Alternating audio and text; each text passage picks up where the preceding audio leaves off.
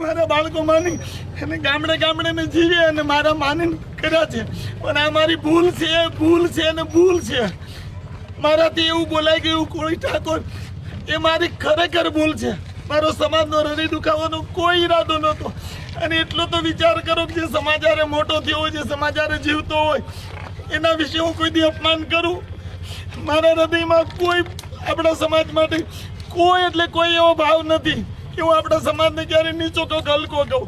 તમારા આપણા સમાજને નીચો કહેતા પહેલાં હું હલકો પડું, કારણ કે હું તમારે આરે થાળીમાં ખાઈને મોટો થયો છું.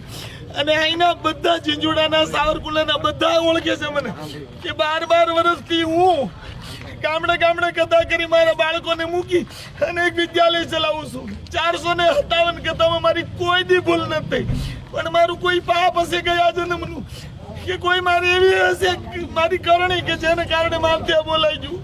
પૂરા સમાજ આગળ હૃદયથી ક્ષમા માંગુ છું, મને માફ કરજો. અને મને ખબર છે, મને પૂરો વિશ્વાસ છે, આજ નહીં તો કાલ આ સમાજ હૃદયનો ભોળો છે ને માફ કરશે અને માફ કરશે. મને પૂરો વિશ્વાસ છે. અને આ સમાજની હારે હું 52 વર્ષ થયા મારા, એટલે આ સમાજ આજ નહીં તો કાલ જ્યારે એનો આક્રોશ ઉછળશે ત્યારે મને માફ કરશે.